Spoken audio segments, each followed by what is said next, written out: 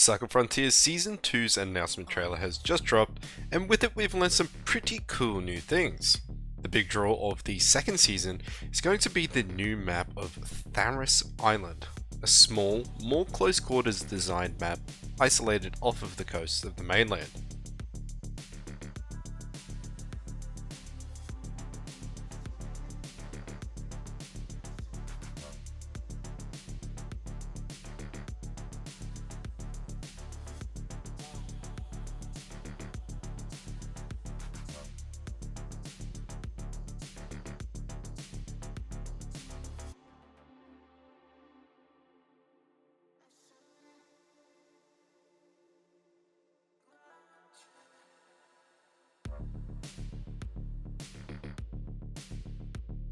Okay, with all of that out of the way, we've got a few things to go over. The biggest piece of information leaked to us here is that we are going to be able to use the alien artifacts to be able to augment our gear by going through some kind of repeatable endgame activity that was teased to us.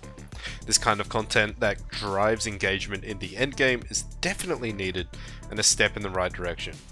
Going over the footage, the only real interesting bit is this piece of alien loot on the ground that they show us here, and they show it to us directly, so it's not really hidden in any way. I've sort of had a look around, gone over the trailers a bit. There's nothing really new there.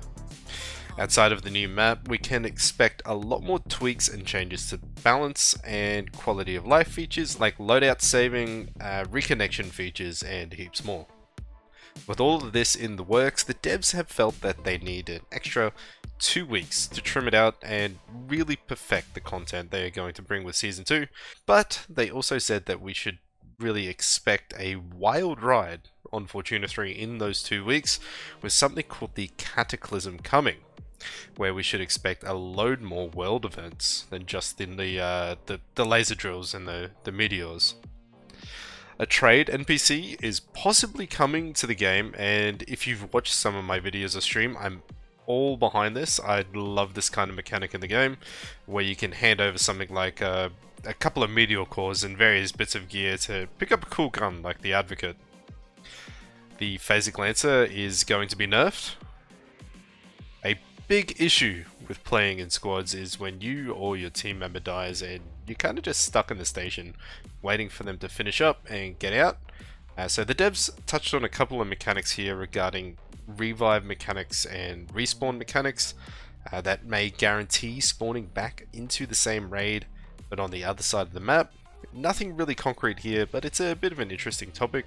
The revive mechanic they were looking at like a in-game item that was weighted quite heavily and would take quite a while to defoam your teammate.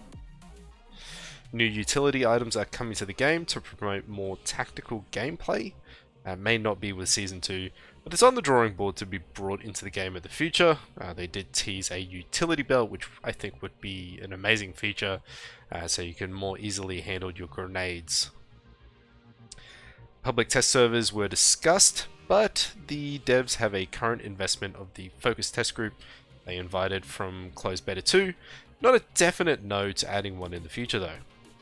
We have drops again for the next 4 days for anyone streaming in the Twitch category. This will not be me, but you will find plenty of great content creators in the Cycle Frontier category. Okay, now with all that out of the way, my thoughts. I think it's quite lackluster for Season 2. Season 1 was basically just closed beta 2, closed beta 1, with the Alpha Crusher dungeon and a couple of balance tweaks. I get that they really did get slammed with a lot of hacking issues, but I feel like it's hard to tell. So I would have liked to have seen a lot more investment in the early game and one sort of repeatable endgame activity. There are a lot of processes and features that I would like to see added to the game. It's really hard to say whether it's going to be good or not without actually playing it, obviously. But from what they've said, I'm not that excited about Season 2. I'm definitely going to play it still. I've got quite a large investment in the game, and I'm really excited for Season 2, but I'm not as excited as I could be. So I would have really liked to have seen a really large expansion in terms of the weapon variety in the early and mid game for Season 2, and that's something that they've said that they're going to do, but they're looking at it for Season 3, and when you're a new player coming to this game, you kind of have virtually 2 options for guns. I think I could get people are going to be running shotgun, SMG, plus a bolt, you know, everything plus a bolt action, but it's... you need more options. I don't know what else to say. Like, you need 3 different green tier ARs, you need 3 different green tier SMGs that unlock around that, you know, 1 to 6 level for your factions. You need a blue SMG. That's something I've been going on about since closed beta 2. I still can't believe we're still there, you know? I would love to see something like a UMP45. I know I've touched on that quite a lot, like a slow rate of fire SMG with high damage. But you know, I would take anything at this point. I just feel like, yeah, when you're that early to mid game grind is the hardest, and it's gonna be the point where the most new players just give up. They're not going to get to the purple guns like the Advocate and the Flechette. They're not going to get to the KBR long shots. They're not going to hit the shatter guns or the hammers and the brutes and everything like that, because they're going to give up, because they don't see a point in going from the Manticore to the Phasic Lancer, you know? Like, new players are going to gravitate towards SMGs and ARs. That's just how this is how FPS goes, basically. Assault rifles and SMGs. That's what people love in FPS games. And you've got the AR-55 immediately, and then the Manticore at level 6, or no, wait, I think it's 5 or 6 Osiris. It takes a good bit of time to unlock. If you're brand new to the game, you might unlock the blue tier ARs, the Phasic Lancer or the Guarantee, after like maybe 20-30 hours. That's a big time investment. I honestly have no idea how long it would actually take. Maybe 50 hours for someone brand new. It's a massive time investment, and I just don't think that they're putting enough investment into solving that issue, as opposed to, hey, here's a brand new map, have fun. The new map, I'm immediately sensing it's just going to be a bunch of people with bulldogs camping the corners. It's going to be basically a larger version of the Starport admin on Crescent Falls. That's how I'm envisioning it. It's hard to tell how it's going to play out with the new endgame activity, but like I said before, if you've been watching my videos or streams, you'll know that I would be in favor of in-game activities, but I feel like something more along something more alongside the lines of like an accolade system that rewards cosmetics. So my go-to explanation is like craft 1,000 items from the crafting station.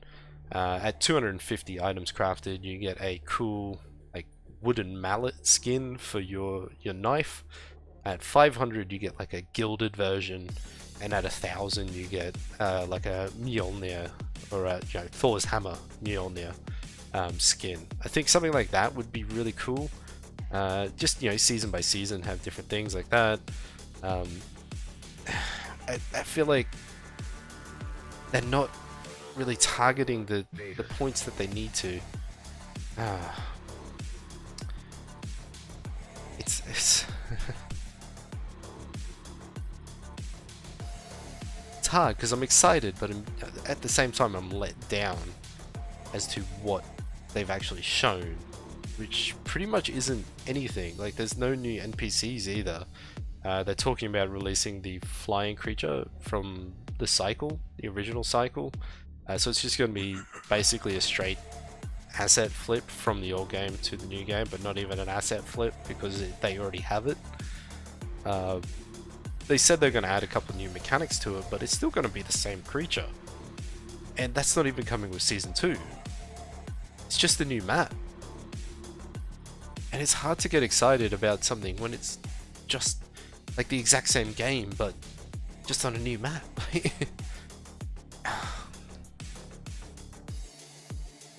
Cautiously optimistic is my standpoint. I think there's still a lot of things that they can be doing that they aren't. A lot of options that they haven't even looked at. But yeah, I'm still going to play the game. If you're interested in seeing more content or gameplay in the future, probably do some guides and stuff when Tharis Island actually comes out. I'm going to rush, try to get that a new endgame augmentation thing that they seem to have going on. I'll try to get that done straight away and get a guide out for you guys immediately. Yeah, I hope you guys enjoyed the video. I hope you guys are excited for it. Probably, I honestly hope you're more excited for it than I am. Yeah, I'll see you guys in the next one. Shh, be quiet.